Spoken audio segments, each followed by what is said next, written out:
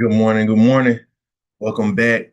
It's another fantastic day. It is Wednesday, middle of the week. You already know we are tapping into it, and we'll hop right into it. Welcome back to the Daily Dose, the number one daily morning mastermind for those who want to elevate and grow in your personal, business, or professional lives.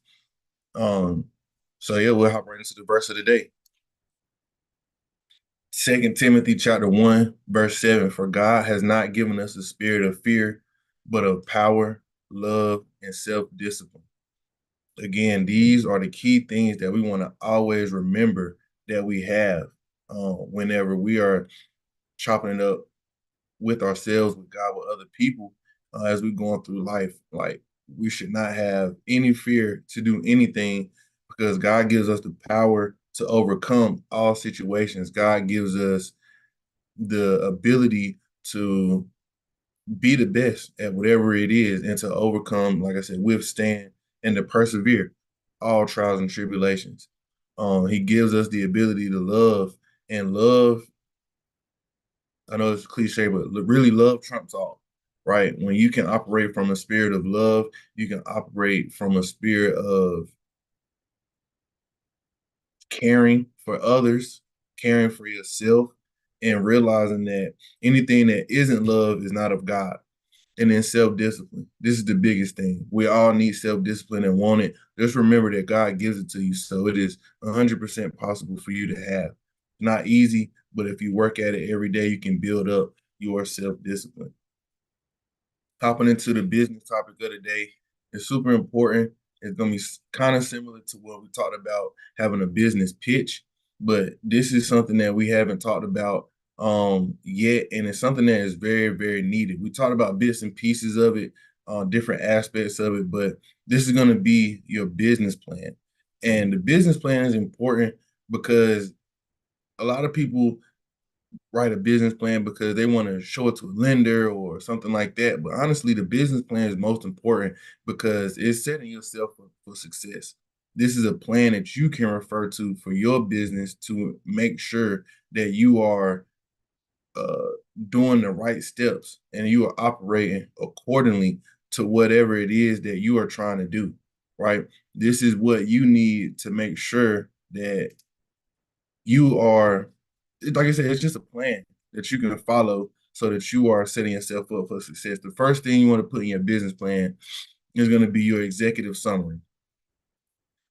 Basically, about yourself, um, overview of it's going to be an overview of everything that we're going to put in our business plan. You're just going to shorten it up into like a one or two paragraph type of thing. So you're going to include about yourself, about your business, the type of products you sell, a little bit about the market, a little bit about your finances, how much you plan to make, a little bit about your operations, strategy, all of that type of stuff. You're going to include in your executive summary, right? And this is important. Like I said, it just gives the overview somebody quickly. Okay, this is what this business is. This is what they're trying to do, and then you deep dive into all of the rest of the things, right? So this next thing you're gonna put on your business plan is gonna be the description. What's your mission? What's your vision? What's your legal structure? As in, are you an LLC, a S corp, a C corp, partnership, um, whatever it is, what your legal structure is, and then your values, right? This is going to help you determine what is your primary focus, what your values are, and where you're headed. The mission is what you're doing right now. The vision is where you want to be, and your values are the principles that you are going to adhere to that is going to allow your business to flourish, right? So you want to include that your business description, right? Your name of the business, all that type of stuff. The next thing is going to be a market analysis. You want to analyze the market that your business is in and make and understand what's going on. So the market would be the need for your services, right? That's something that we want to analyze so you can understand. You might be in an oversaturated market, which means you might need to move somewhere else, not physically move, but target a different area, right? You might need to change your specific demographic or audience that you're trying to hit. This just the market analysis is going to give you very detailed information. And there are AI tools, right? You want to make sure that you are optimizing your work plan for success using different AI tools that you can use in order to do these market analysis. You don't have to do everything yourself anymore. So, like I said, this is analyzing your audience. This is analyzing how much money, how much discretionary income is in your market, how much people are paying for the services that you provide in your industry or products, different things like that. That's going to be the market. How many people are there? How many people are moving in? How many people are moving out? Um, and then, so yeah, and if you do stuff online, there's that. So you want to analyze your market. Next thing is, do you want to analyze your competition? Who are the other people in your market that are doing the same exact thing that you're doing? Who are you competing against? What do they do? What do they bring to the table? And this would be where you might want to do a SWOT analysis: strengths, weaknesses, opportunities, and threats. Right? You can do that for your competitive analysis. The next thing you're going to list out is going to be your products or services. What are you actually selling? What do you do? And then this is where you also list out any extra sources of income that you plan on using, that will be additional to whatever your products or services are. So are you gonna, do you have the ability to upcharge on something? Like I said, we talked about subscription models plenty of times. Is there something that you can put on subscription that you can receive monthly income for? Are there just different things? This is where you would list out what you sell, like I said, and the services you provide, and how much you pay or how much you charge for them, and all of that type of stuff. This is where you list that out. And once again, yes, you would want to present this to other people, and we'll talk about that a little bit later. But mainly, this is for you to refer back to so that you can have a primary source of truth for yourself, your business, and where you want to go. Marketing and sales strategy, right? Super important. You want to list out how you plan to market your business. How do you plan on actually reaching the people that you plan on selling your product or service to, right? And then your sales strategy is how you plan on closing these people. Once you get the foot in the door with your marketing, what is going to be your sales strategy in order to make sure you're taking this to the next level, right? Super important to understand that difference between marketing and sales. We went over that in a couple of videos in the past. The next thing is going to be an operations plan, right? How do you operate your business? What is the day to day in the business look like, right? Do you log into a certain software? Do you check a CRM? Do you have to reach out to certain people in order to make the business run? Like, what is your operations, right? And also include a future operations. When do you start? When do you plan on wanting to hire somebody? When do you want to include different things or pay for an extra level of service or hire consultants? This is going to be everything that you want to include in your operations plan so that you can fully get a sense of what it takes to operate your business. Super, super important. Next thing is going to be management and organization. So this is where if it's just you, you are a CEO, and but you still want to create an org chart. You want to understand what are the different roles in your business, and if you're doing all of them, just put yourself in those roles. But we all seen an org chart. Basically, you want to create your org chart so you can understand the different functions that go on in your business, and this might come before number 7, right? Your operations plan, however you see to do it.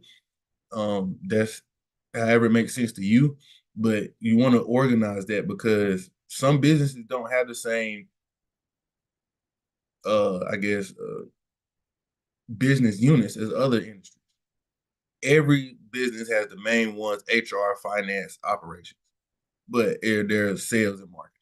And there are other business units that might only pertain to certain business. For example, if you actually make products, then you would have a manufacturing business unit. But people who don't make products wouldn't have that.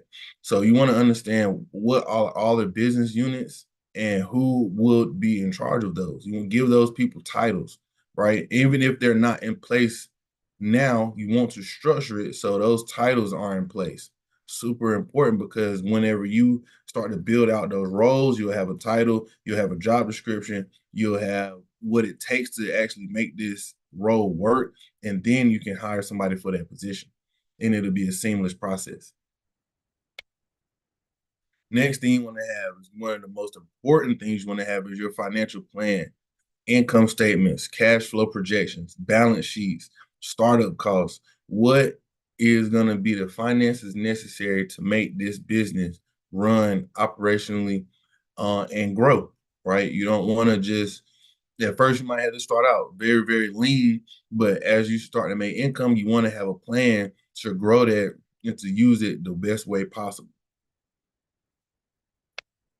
And lastly, this would be any appendices you want to add. So that's like resumes. That's going to be any uh, recognitions, any articles that you could refer to, or somebody could refer to about your business, anything like that. These are all important components of your business plan that you want to make sure you include. And once again, I can't harp on this enough. The business plan is for you, right? For you first and foremost. Business plan is for yourself so that you can, if you ever get off track, if you ever feel like you just spinning your wheels, go back to your business plan. What did you say you were gonna do? Why are you doing this? Right. And when you start to reach out to people, when you do need to get funding, you can go to what they call CDFIs, Community Development Financial Institutions.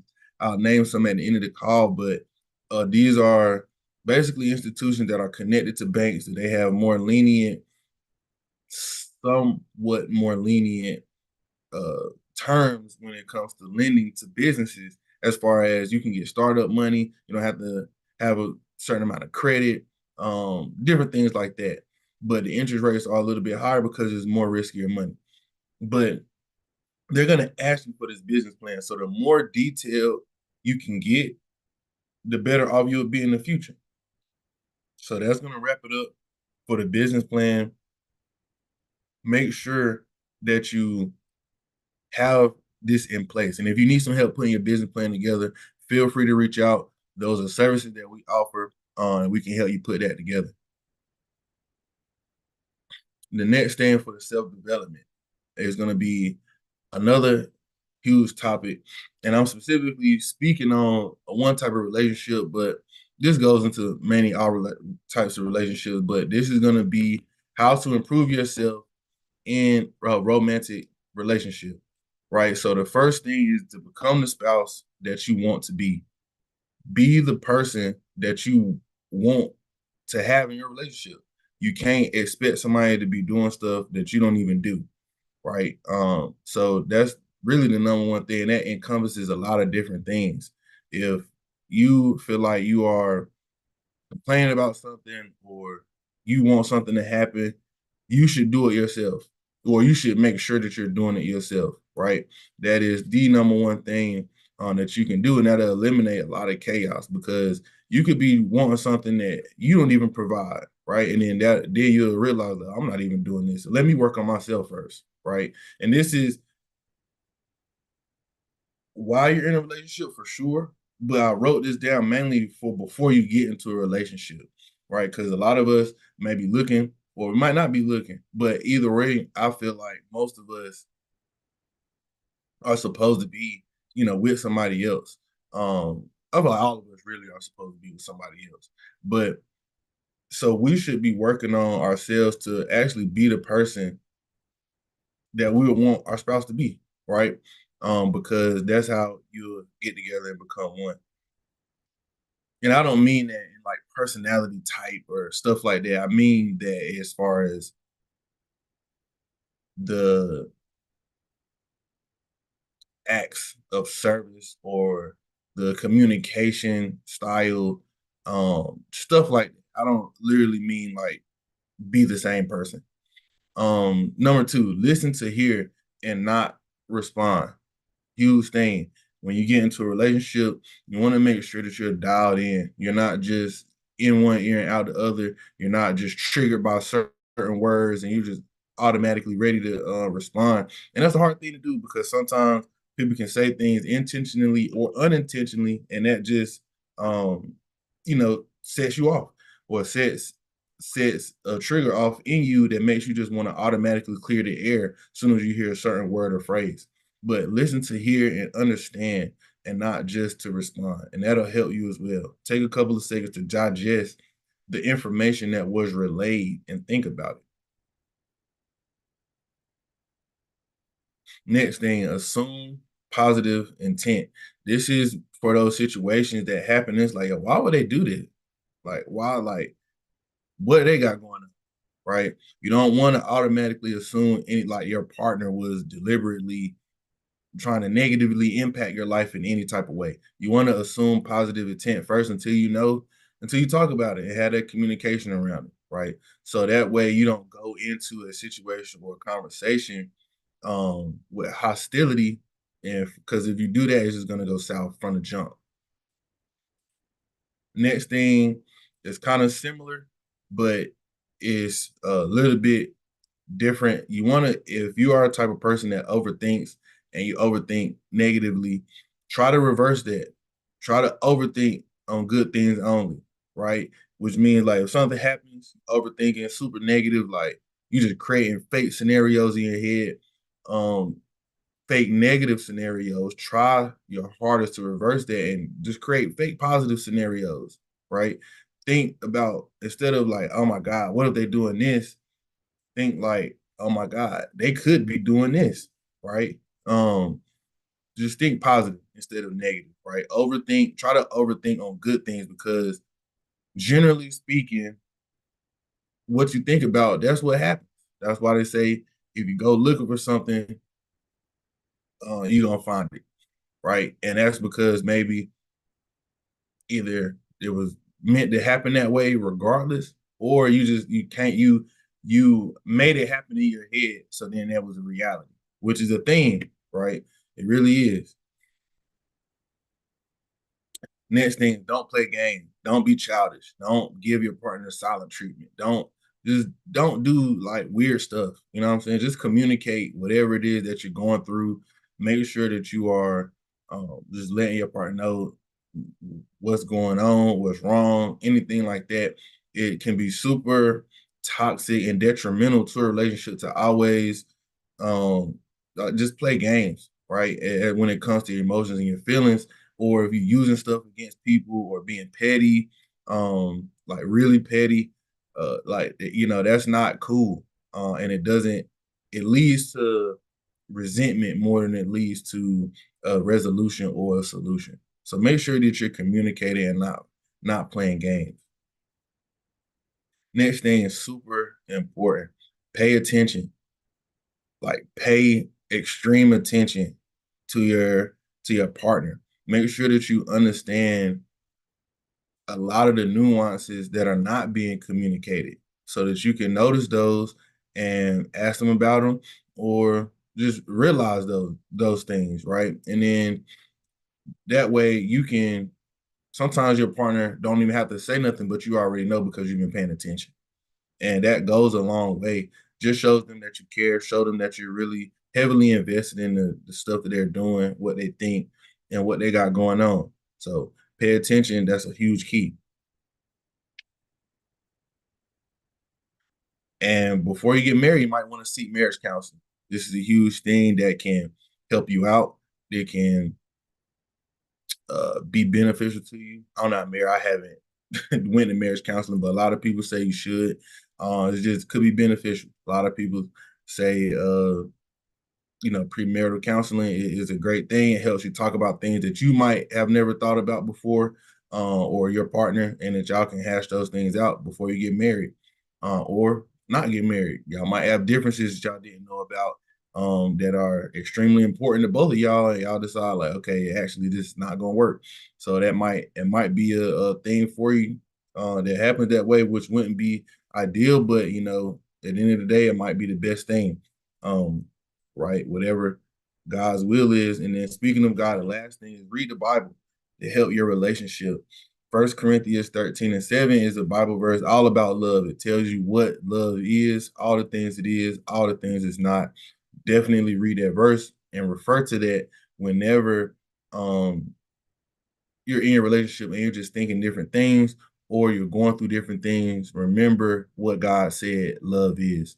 So that's really how to be a strong partner in your relationship. Of course, there are probably a few more things I don't have up here, but these are the main things that you want to do um, to increase, that cohesiveness in the relationship. Lastly, I do want to go over a few different CDFIs that you can use to grow your business or to seek funding for your business. So we was talking about a business plan, and here are a few. And I live in North Carolina, so these are some in North Carolina.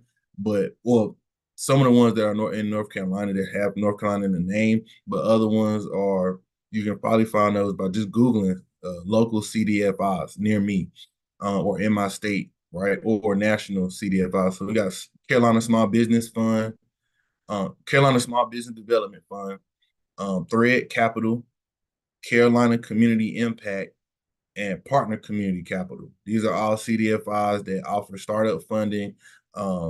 They will request a business plan, and this, just like I said, it outlines thoroughly what your idea is, what your plan is to bring your business into fruition so you can take it from concept to reality. But yeah, that'll wrap it up for today. It's another great Wednesday. We're just cranking out, getting better, elevating our lives, becoming the best that we can be. And I hope everybody have a blessed rest of the day. And I'll catch y'all tomorrow.